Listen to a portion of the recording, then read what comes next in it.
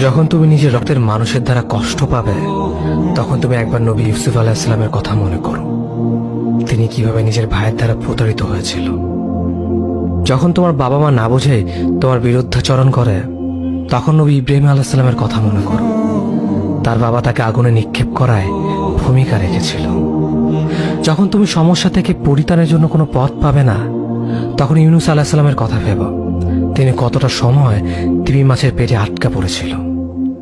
যখন তোমার নামে কেউ মিথ্যা অপবাদ ছড়িয়ে দেবে, তখন মা আয়েশা রাদিয়াল্লাহু আনহার কথা মনে করো।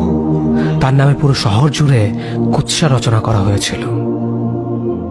যখন তুমি অসুস্থ ব্যথার যন্ত্রণায় কাঁদতে থাকো, তখন নবী আইয়ুব আলাইহিস সালামের কথা ভেবো। তিনি ভয়ঙ্কর এক ভাইরাসজনিত রোগে আক্রান্ত হয়ে তোমার থেকে বেশি কষ্ট পেয়েছিল।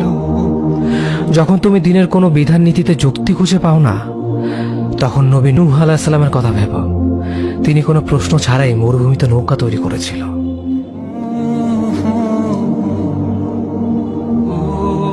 যখন তুমি আত্মীয়স্বজন, পরিবার, বন্ধু বান্ধবের কাছে হাসির পাত্রে পরিণত হও, তখন তুমি শেষ নবী হযরত মুহাম্মদ সাল্লাল্লাহু আলাইহি ওয়াসাল্লামের কথা ভেবো।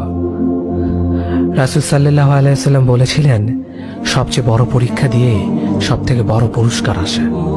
যখন আল্লাহ কাউকে ভালোবাসেন, তখন তাকে পরীক্ষা করেন, এবং যে এই পরীক্ষাগুলো মেনে নেয়, সে আল্লাহর সন্তুষ্টি অর্জন করে।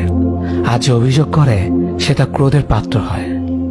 হে আল্লাহ, তোমার কথা মনে করা, তোমার প্রতি কৃতজ্ঞ হওয়ার এবং তোমার ইবাদত করার তৌফিক আমাদের দান করো। আমিন। যেভাবে তুমি সন্তুষ্ট হও, সেভাবেই আমাদের পরিচালিত করো।